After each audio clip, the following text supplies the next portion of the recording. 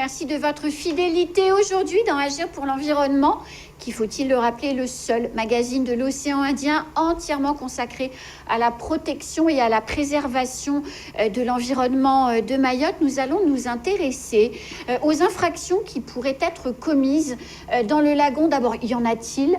Quelles sont-elles et quels sont les moyens d'action Agir pour l'environnement au quotidien? Ben oui, moi j'y crois.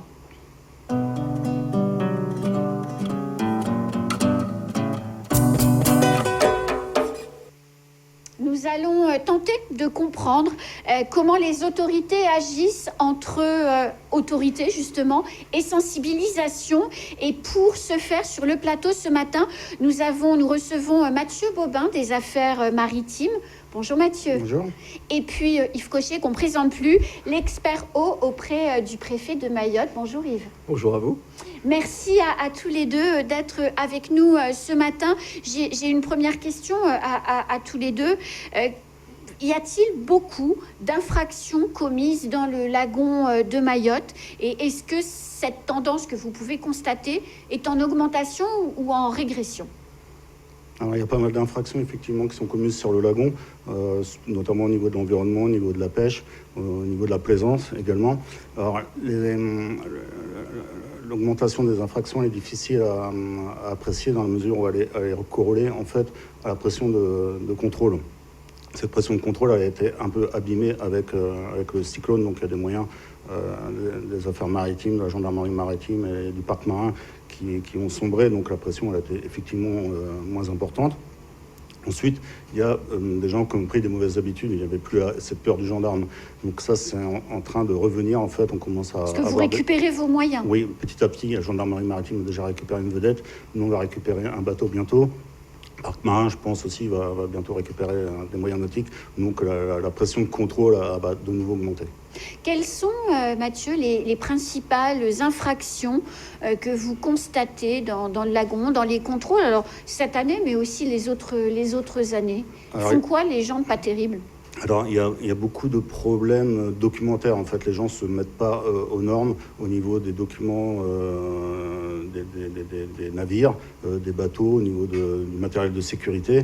Après, les infractions de pêche, donc dépassement de quotas, des espèces protégées, des engins de pêche prohibés. C'est quoi un engin de pêche prohibé? Ça peut être un filet, ça peut être des lignes, ça peut être des nasses, ça peut être tout. Donc ça veut dire que dans des zones particulières qui sont réglementées, les pêcheurs utilisent du matériel pour pêcher et c'est pas légal, c'est ça? Voilà, c'est exactement ça. Dans la zone? Dans la zone. Il y a des zones protégées. Il y a aussi des modes de pêche qui sont interdits. Par exemple, la chasse sous-marine dans le lagon, c'est interdit. Et ça, on le voit encore beaucoup trop. Donc, ce qui est interdit, c'est d'être un plongeur en apnée avec un fusil et de tirer sur les animaux. C'est ça, en fait? Dans le lagon, oui. Dans le lagon. Interdit, ouais. Ah, d'accord. Je ne savais pas.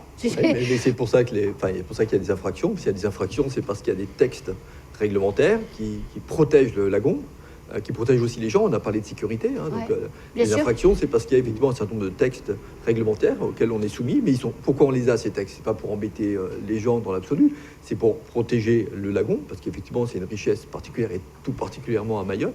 Mais aussi pour protéger les usagers eux-mêmes, parfois contre eux-mêmes. On a parlé de la réglementation sur les navires.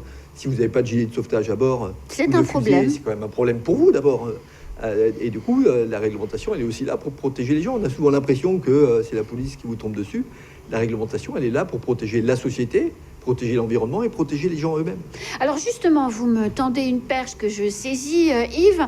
On va retrouver Annabelle Djeribi, la directrice du parc naturel marin, qui va nous expliquer ce que sont, à Mayotte évidemment, ce que cache ou ce qu'il y a derrière la notion de police de l'environnement. Écoutez-la.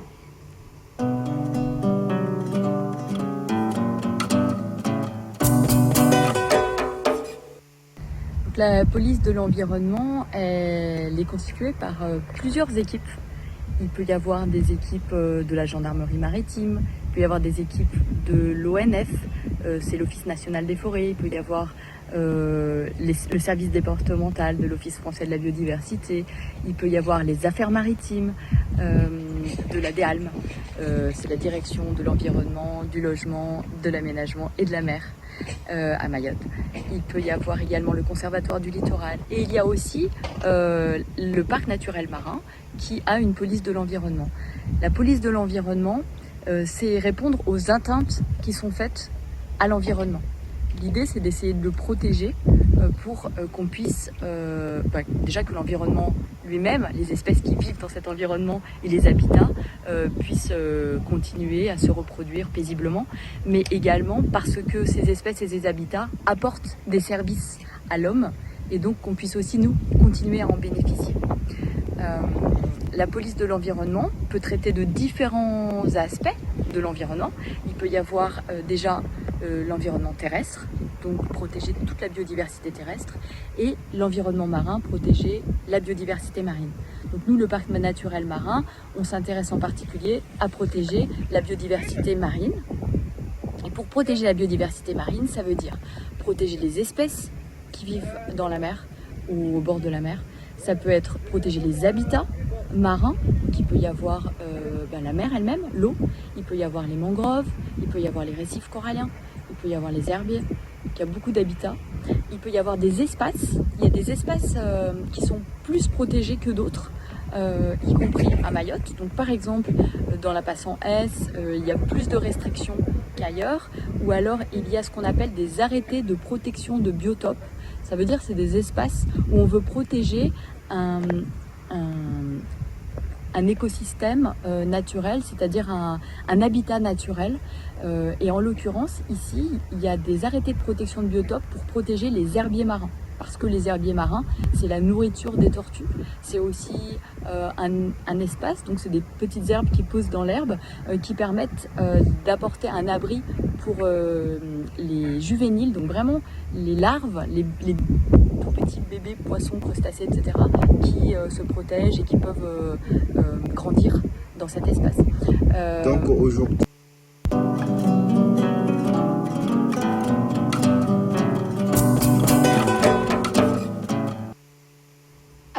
qu'il y a plein de choses, que c'est très varié. Comment vous faites pour lutter contre toutes ces infractions, Mathieu? Vous avez beaucoup de choses à faire.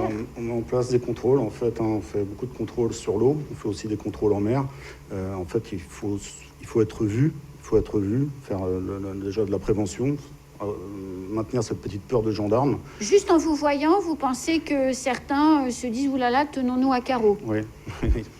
C'est le cas. Après, on fait aussi des opérations un peu plus furtives en fait pour cibler en fait des braconniers, notamment des pêcheurs qui ne respectent pas la réglementation. Suite à des signalements, par exemple, on met en place des opérations un peu plus furtives, on va dire.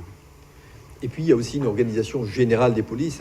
Annabelle nous a présenté l'ensemble des polices de l'environnement. On a aussi les polices des intercommunalités. Et il y a une coordination de l'ensemble de ces polices, sous l'égide du préfet et du procureur de la République, pour dire sur quel domaine on veut agir plus particulièrement. Donc ça, c'est effectivement les agents de terrain qui nous font remonter, soit parce qu'il y a beaucoup d'infractions sur une thématique, soit parce qu'il y a des systèmes environnementaux qui sont plus fragiles, et donc il faut protéger plus fort.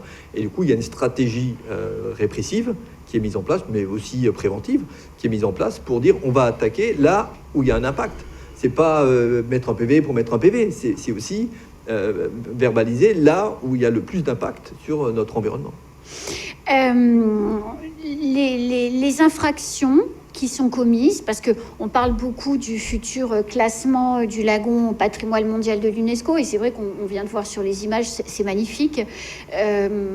Est-ce que les infractions qui sont commises et que vous constatez lors des opérations de contrôle sont compatibles avec ce classement ?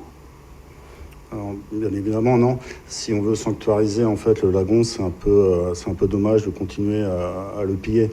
Donc le classement par lui-même, il pourra peut-être permettre une prise de conscience des utilisateurs du lagon. Et en même temps, le classement UNESCO ne va pas sacraliser totalement les activités dans le lagon. Je veux aussi rassurer la population là-dessus. Mais c'est simplement dire, si on veut un classement UNESCO, il y a certains usages qui sont déjà interdits, qui doivent vraiment l'être, et qu'on doit respecter davantage la réglementation pour que ce classement ait du sens. Alors justement, les sanctions, on en parle beaucoup depuis le début de cette émission. Les sanctions, c'est quoi, Mathieu? C'est juste des PV ou il y a d'autres choses? Non, il y a, en fait, les procès-verbaux permettent de constater, de formaliser l'infraction. Oui. Les infractions au titre du Code rural et de la pêche, elles sont assez importantes. C'est souvent des infractions délictuelles, donc qui sont punies de peine de prison, de peine d'amende. Il est aussi prévu dans le Code rural la confiscation des biens qui ont servi à commettre l'infraction. Donc le bateau, confiscation des bateaux, des moteurs, des appareils de pêche, etc. Donc c'est assez contraignant. Après, nous on relève, le service de contrôle, on relève les infractions, on rend compte au parquet, et c'est le procureur en fait qui décide de l'opportunité de poursuivre ou non les infractions. Donc les sanctions, elles ne nous appartiennent pas à nous. C'est pas vous qui décidez. Non. Vous, en fait, vous constatez, voilà. Vous formalisez. Et le délai moyen entre le constat, formalisé évidemment, et la sanction, c'est combien de temps? Ça dépend, c'est très variable, ça dépend des infractions, ça dépend de la procédure. Il y a parfois des auditions, des réquisitions experts, enfin les enquêtes peuvent être plus ou moins longues.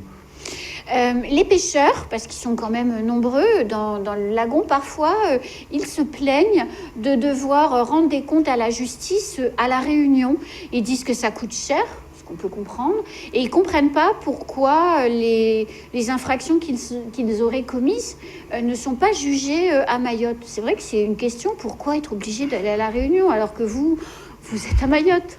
Alors, les infractions qui sont relevées au titre du Code rural et de la pêche ou du Code de l'environnement, elles sont traitées à Mayotte. Après, effectivement, toutes les infractions qui dépendent du Code de transport sont traitées à La Réunion.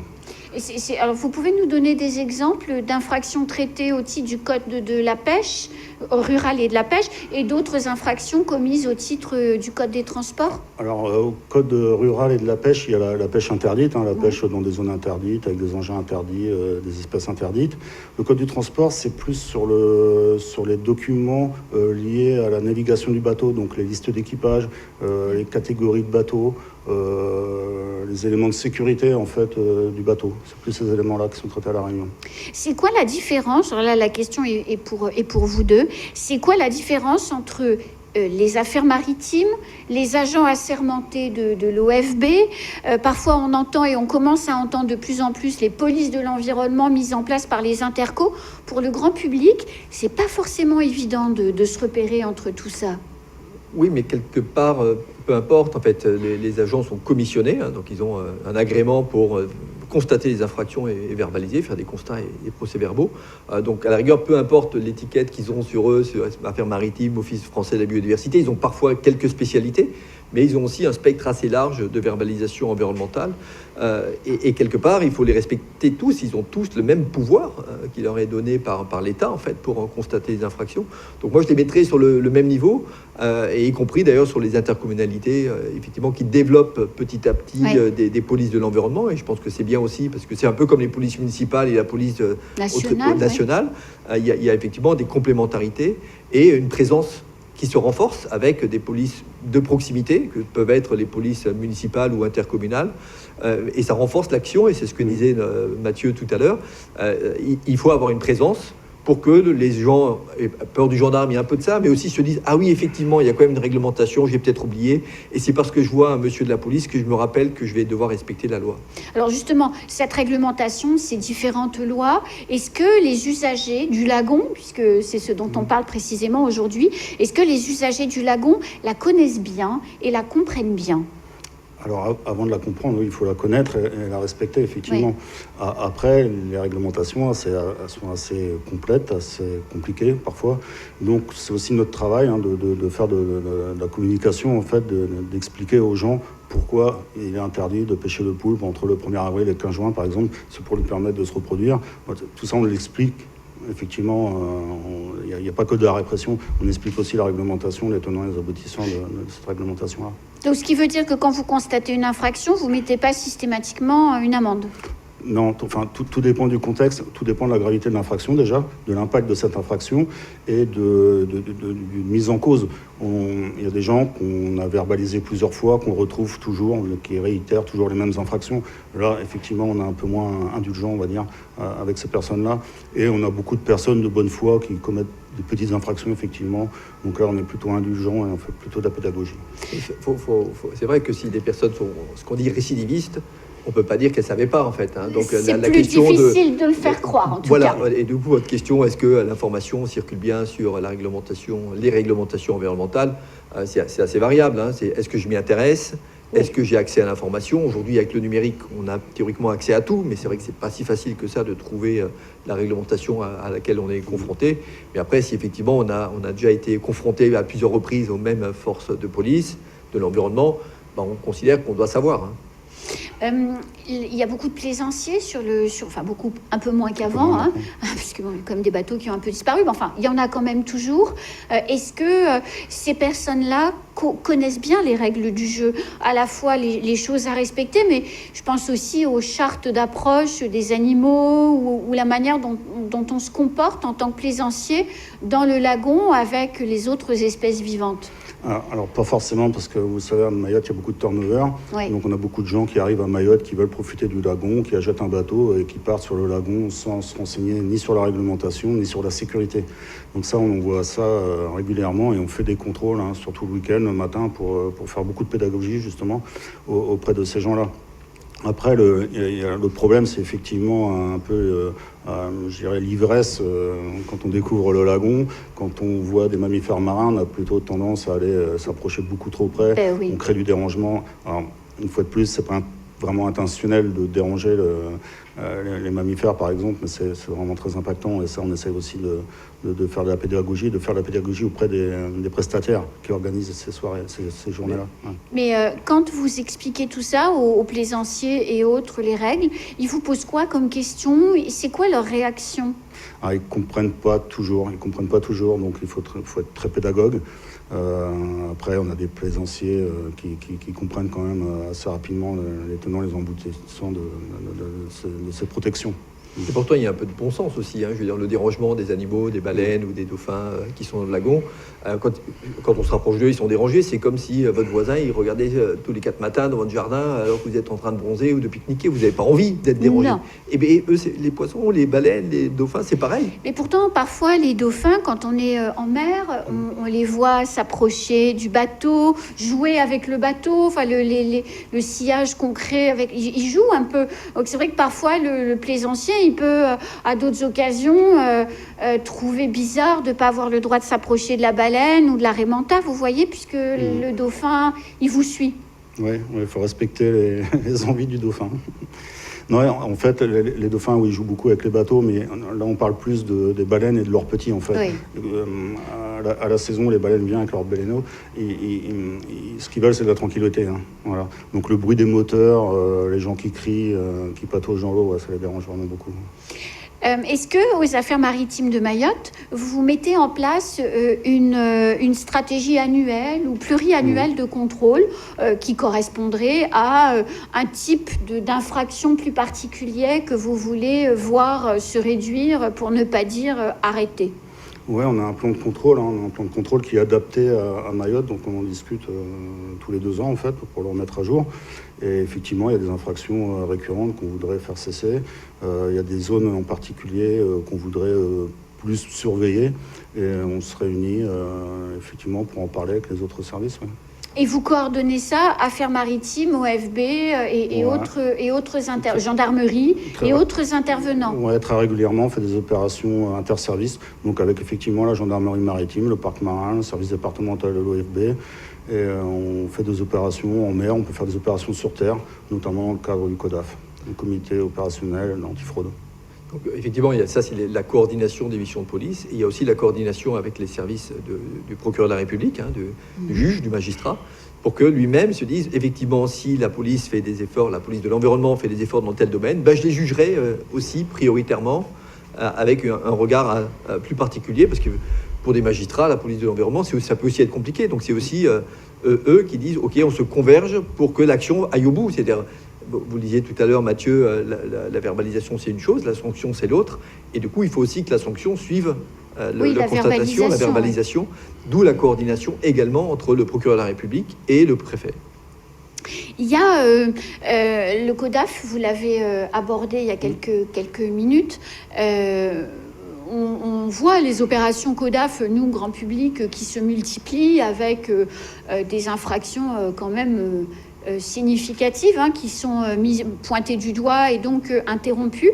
Vous participez à ces opérations du CODAF? Il y a des opérations CODAF en mer aussi, ou ça reste sur terre simplement? Non, il y a des opérations CODAF en mer. Effectivement, on coordonne plusieurs services, donc des services navigants, mais on se fait aussi aider des services de la DES, notamment pour le travail. On travaille aussi avec le GAO pour la lutte contre l'immigration clandestine, avec la DAF, pour tout ce qui est traçabilité, services vétérinaires, etc., pour les produits de la mer. Donc on intervient sur la mer, sur terre, dans les restaurants, dans les poissonneries, sur les ports. Vous avez parlé du GAO, donc forcément on est obligé de penser à l'immigration clandestine, mais pas que. Il y a des bateaux de pêche qui sont français, qui pêchent dans le lagon, mais il y a aussi des bateaux de pêche étrangers. On parle des thoniers senneurs qui sont autorisés à venir dans nos eaux. Comment ça se passe, un contrôle d'un bateau qui n'est pas français? Et comment ça se passe, un contrôle d'un bateau, je dirais même encore pire, qui est, on le sait, un bateau illégal, clandestin? Comment vous faites? Parce que autant avec un Français c'est facile, mais quand les gens n'ont pas de papier, ou qu'ils sont étrangers? Juste une petite précision, les thoniers ne sont pas tous étrangers. Il y a des thoniers qui sont immatriculés à Mayotte, il y en a 5.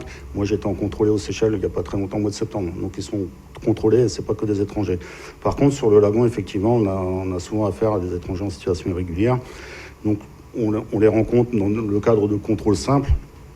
Donc là, on doit les interpeller, les remettre à la PAF en fait. Ah oui. Ouais, voilà. Donc un bateau de pêche clandestin dans le lagon, vous interpellez les personnes directes? Ouais, direct. On est tenu de le faire. Après, sur un bateau professionnel qui emploierait des clandestins, là on saisit aussi le bateau et le bateau systématiquement il est détruit. Même si le propriétaire est un Mahorais ou un Français qui paye toutes ses cotisations, enfin qui n'est pas en activité illégale, le fait qu'il ait des travailleurs clandestins, ça fait que le bateau est détruit. Ça fait qu'il n'est pas en légalité, justement. Il ne peut pas déclarer des gens qui n'ont pas de papier. Donc il est de connivence, forcément, et il est poursuivi pour aide à l'entrée au séjour irrégulier d'un étranger. Ça peut coûter très cher, ça. Oui. Bien sûr. Après, on rencontre souvent des étrangers sur des pirogues, sur des petits bateaux, donc pour des petites infractions. Donc là aussi, ils sont remis en fait à la police aux frontières et l'infraction n'est pas poursuivie puisque la personne fait l'objet d'une OQTF. On l'entend de plus en plus dans la société quand elle parle. Les uns et les autres disent de toute façon, pour lutter contre les pollutions, pour protéger l'environnement, il faut sanctionner beaucoup plus que ce que l'on fait aujourd'hui. Quand vous êtes en opération de contrôle, qu'est-ce qu'ils vous disent les gens? Ils adhèrent? Ils sont réfractaires? Comment ça se passe les contrôles qui constatent une infraction? Les contrôles, ils se passent globalement bien. Il y a très peu de rébellions, de refus de contrôle. Il y en a quelques-uns. Après, il ne nous appartient pas, une fois de plus, de mettre en œuvre la sanction. La sanction, elle doit être proportionnelle, mais ça appartient au parquet et au tribunal de juger. Nous, ce qu'on fait, c'est le contrôle. On maintient une pression de contrôle pour éviter les infractions. Globalement, Yves, la stratégie de l'État sur toutes ces infractions, sur la protection du lagon et de sa biodiversité, ça évolue comment? Ça évolue dans le sens d'un renforcement qu'évoquait Mathieu. Je pense que, la pression globalement anthropique, donc de nos activités aux uns et aux autres, légales, illégales, elle est de plus en plus forte à Mayotte. On est plus nombreux, on a des activités économiques qui se développent et tant mieux, mais du coup elles ont un impact. Donc forcément il faut accompagner d'un côté le développement de l'île, et c'est indispensable encore plus après Chido, et en même temps l'ensemble de la préservation de notre environnement et du lagon qui est le réceptacle final de tout ce qu'on fait à terre.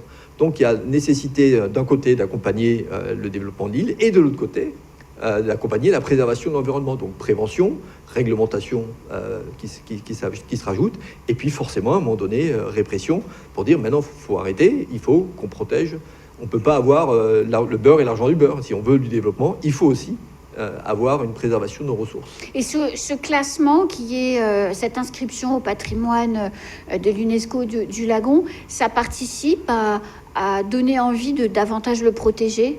Oui, je pense qu'il faut...